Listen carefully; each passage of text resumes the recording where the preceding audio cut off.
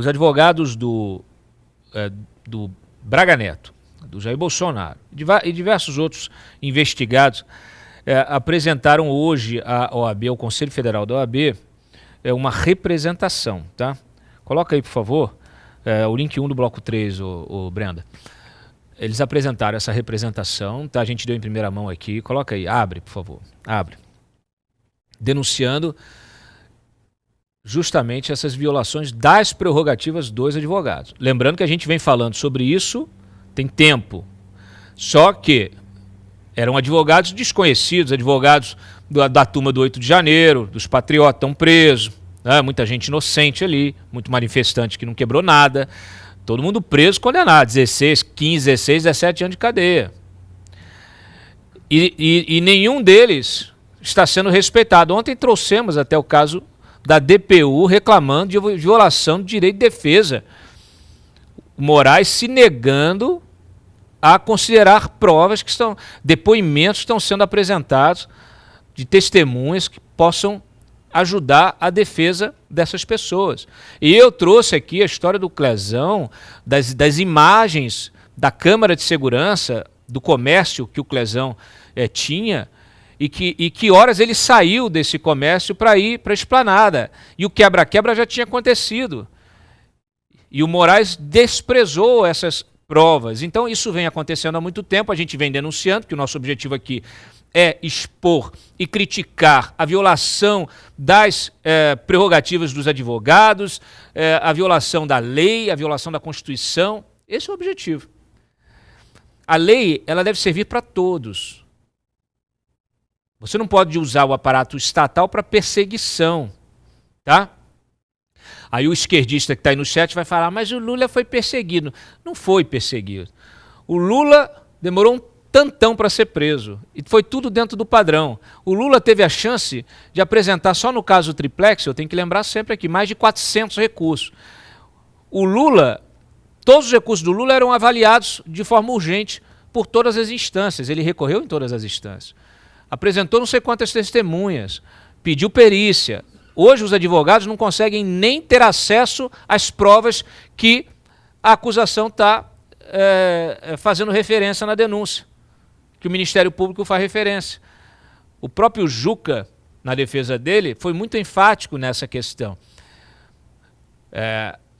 mostrando que as provas não têm, elas não podem ser cotadas, não podem ser, você não tem a referência na denúncia, onde está a prova no inquérito. Então assim, como é que faz?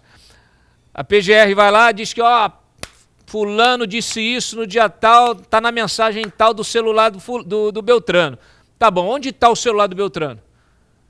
Não tem o evento, porque no inquérito tem que estar lá, evento X, relatório da perícia da Polícia Federal, tem que estar ali, as provas têm que estar, todas devem estar referenciadas na denúncia, elas têm que estar referenciadas no inquérito policial.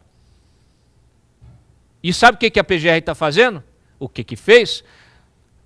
Primeiro, disponibilizou o próprio STF, depois da denúncia, as defesas foram ao STF e pediram acesso, mais uma vez.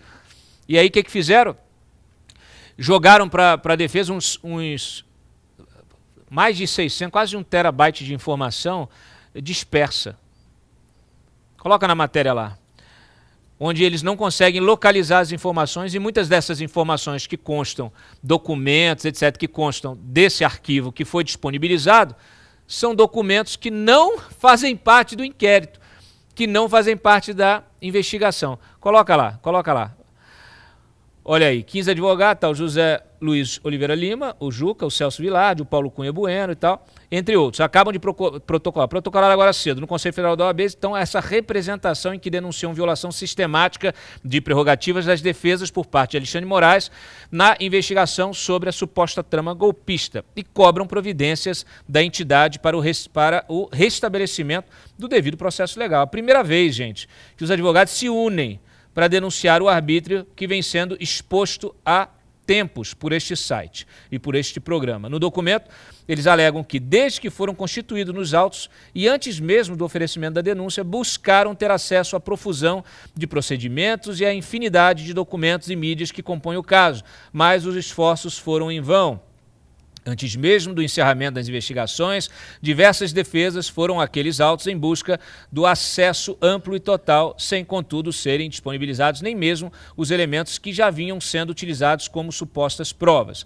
Os advogados relatam que, mesmo após a demonstração do prejuízo e insurgência das defesas de quase todos os acusados, o excelentíssimo ministro Alexandre Moraes, relator do caso, indeferiu os pedidos, alegando que as defesas já possuíam o amplo acesso aos autos, ainda que este não se confundisse com o acesso à íntegra do conjunto probatório, limitação que permaneceu sendo imposta mesmo após o encerramento da investigação e o oferecimento da denúncia. Então, o grupo afirma também que, diante do prazo limitado para a contestação da denúncia feita pela PGR, voltaram a cobrar o acesso integral no acervo das provas utilizadas, mas foram surpreendidos com o envio de mais de 400 gigabytes, aqui corrigindo, eu falei 600, 400 gigabytes de arquivos que não representam a totalidade do conjunto probatório obtido e utilizado na investigação e na denúncia. Vários dos criminalistas têm acusado o Supremo de prática ilegal de document dumping.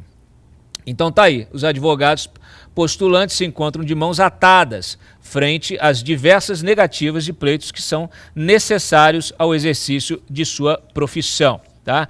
Como a simples concessão de prazo razoável para análise de centenas de milhares de páginas de conteúdo já esmiuçado pela acusação, né? Pleiteia-se aqui a intervenção deste Conselho Federal para que se obtenha aquilo que é minimamente razoável, tão somente o cumprimento de prerrogativas que ensejam, por consequência, a garantia de princípios constitucionais essenciais, como a ampla defesa, o contraditório, a paridade de armas e o devido processo legal. Então, na peça que o grupo ressalta ainda que o livre exercício da advocacia, com a garantia de todas as prerrogativas a ela inerentes, não é um privilégio, mas um instrumento de proteção dos direitos individuais dos seus constituintes e, consequentemente, de toda a sociedade. Resta saber se a OAB vai apenas soltar mais uma nota de repúdio. Eu aproveito para enviar essa matéria, vocês que estão nos assistindo, copiem lá no site e colhem essa matéria lá no Twitter, no X do Hugo Mota, nas redes do Hugo Mota, para mostrar para ele a democracia que ele está dizendo que a gente vive, né? O André Marcília. Veja, eu acho que a OAB ela não tem mais como fazer alguma coisa para muito além de uma nota de repúdio. Talvez ela faça 2 notas de repúdio, talvez seja um repúdio mais com sustância, talvez seja um notão em vez de uma notinha, mas mais que isso, a OAB não tem mais instrumentos para enfrentar o estado de coisas. Se nem o Congresso não tem, imagina a OAB. A OAB se calou durante esses 6 anos, a OAB ela agora tem sido procurada por esses advogados e vai provavelmente dar uma resposta, porque ela já foi procurada por outros advogados, por exemplo, dos réus do dia 8. Por que ela não deu resposta alguma a eles? Porque eram advogados que não importavam para a OAB. Agora tem advogados que importam para a OAB, que fazem parte de uma elite da advocacia, a qual a OAB realmente representa. Ela representa a elite da advocacia que bate na porta dos gabinetes do STF, não a primeira, enfim, a base da pirâmide da advocacia que raspa a barriga aqui nos fóruns, nos balcões dos fóruns. A OAB representa essa elite agora foi pedir. E provavelmente eles vão então dar alguma resposta. Mas essa resposta não vai ser contundente porque já perderam o timing. Não tem mais como dar resposta contundente e ser levado a sério. A OAB hoje dialoga com o poder do mesmo lado do poder. Ela não está mais contra o poder e isso aconteceu durante todos esses 6 anos e isso não tem mais volta. O Congresso fez isso. Imagina então, e não tem mais volta para o Congresso. O Congresso está amarrado e submetido. Imagina a OAB que fez isso até de forma mais efusiva ou concentrada. Vai dar alguma resposta, vai dar, como eu disse, talvez em vez de uma notinha, um notão, em vez de um repúdiozinho, um repúdiozão, mas nem que ela quisesse, ela não tem mais condição de fazer algo substancial em favor da defesa, da ampla defesa, de assegurar a democracia nesse país. Eu conversei aqui com o Rodrigo Constantino e eles ainda estão entrando com o pedido. Então vamos acompanhar para ver o que acontece aí, se será atendido ou não, né? Em função justamente da enfermidade que ele está sofrendo, tentar ter acesso aí ao dinheiro dele, que está na conta dele e que foi bloqueado pelo STF. Mas como é que você vê essa iniciativa dos advogados? Bom, Cláudio, eu falei que a OAB eu só lembro que existe quando chega o boleto aqui em casa, né? Acho que deve ser o boleto que eu pago com mais raiva, assim, que a OAB realmente não me representa. A OAB, para mim, ela poderia deixar de existir, eu sou a favor da livre concorrência. Ah, tem que ter regulamentação, você tem que ter um controle de qualidade dos advogados. Cria um ISO, cria uma prova mais difícil do que a prova da OAB, que você passa no ISO e não precisa passar na OAB, mas a OAB está lá na Constituição, garantida, mais um lobby escancarando ali todos os lobbies que a gente vive no Brasil, tá lá a OAB sendo mais um. Mas ela sempre foi omissa a tudo que está acontecendo, né, em relação a todos esses abusos, muito provavelmente vai seguir sendo omissa. Mas parabéns aos advogados por colocarem essa questão no debate público, porque hoje o que está servindo para a gente é o debate público. É uma esperança de conseguir mudar a nossa realidade em 2026. Se as instituições estão funcionando no Brasil, as únicas que estão funcionando ainda é o voto, né? Fora isso, todas as instituições já foram para o buraco faz tempo. Então, assim, parabéns aos advogados, já tiveram aqui vários deles, né, no programa falando sobre isso, falando da dificuldade de ter acesso às provas e como a gente vai, né, é um princípio, acho que a primeira aula da faculdade de Direito, você precisa ter acesso aos autos para poder fazer uma defesa justa, e a gente não está vendo isso. A gente viu ao contrário. Quando a PGR tem prazo de 5 dias para se manifestar em relação ao passaporte do Eduardo Bolsonaro, que foi, acho que 1º de março, se manifestaram no dia 19, né? Então, assim, muitos 5 dias depois, a PGR se manifesta, curiosamente, na sequência do anúncio dele, e curiosamente na sequência o Moraes também se manifesta. Então esses prazos não são cumpridos quando é o poder público, mas quando é o lado de cá a gente tem que cumprir, porque a defesa também pediu dilação de prazo e não recebeu, falou que não havia nada na previsão legal que garantisse que esse prazo fosse estendido. Então por que a PGR teve um prazo diferente, né? Mais uma vez esse duplo grau aí, esse duplo padrão. Bom, a gente não pode esquecer que ontem foi um dia agitado aqui em Brasília. Ontem nós tivemos os ministros da primeira turma respondendo aos pedidos de suspeição, né, feitos pela defesa do Bolsonaro e diversas outras defesas, né, e todos eles se consideraram desimpedidos, né, insuspeitos, imparciais para permanecer no caso. É muito interessante porque nós até publicamos aqui no site, lá no claudiodantas.com.br, vocês que nos acompanham aí, eu publiquei 2 artigos, questão de publicar 2 artigos, tá? Um é olha aqui, ó, a link 2, tá? A imparcialidade do juízo e uma garantia fundamental da democracia. Coloca lá, é o link 2, tá? Do bloco 3. Um artigo do Rodrigo Chemin, que é um baita professor de direito penal, o Chemin está aí. O Chemin, inclusive, ele é tão técnico, que eu às vezes até não concordo com ele.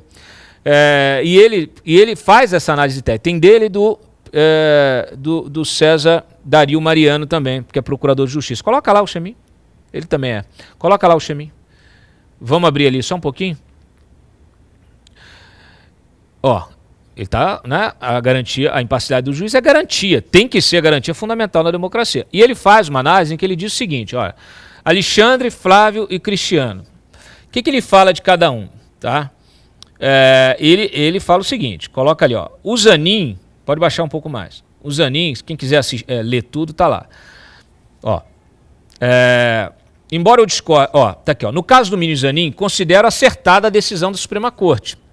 Então ele concorda que o Zanin pode permanecer. Não que ele gostaria, mas ele concorda que ele tecnicamente pode permanecer. O fato dele ter atuado como advogado de Lula em processos contra Bolsonaro na Justiça Eleitoral e durante o período eleitoral, por si só não configura, impedimento para o seu julgamento. Isso ocorre porque não há uma norma específica no Código de Processo Penal que trate dessa questão.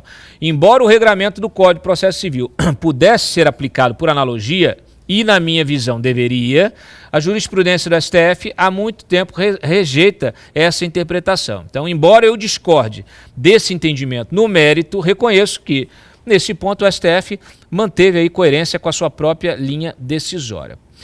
No caso do ministro Dino, é impossível ignorar que ele foi uma testemunha direta dos acontecimentos do 8 de janeiro, episódio descrito na denúncia como o ápice dos crimes imputados. Na condição de ministro da Justiça à época, ele esteve presente no local, acompanhando o desenrolar dos fatos e os desdobramentos da ação delitiva. Além disso, como chefe da Polícia Federal, comandou a resposta do poder público enquanto os eventos ainda ocorriam, né? Resposta que a gente sabe que foi insuficiente para evitar, por exemplo, a invasão dos prédios públicos, sendo que o Flávio Dino, não podemos esquecer, mantinha um batalhão lá inteiro na esplanada dos ministérios da Força Nacional, que ficaram olhando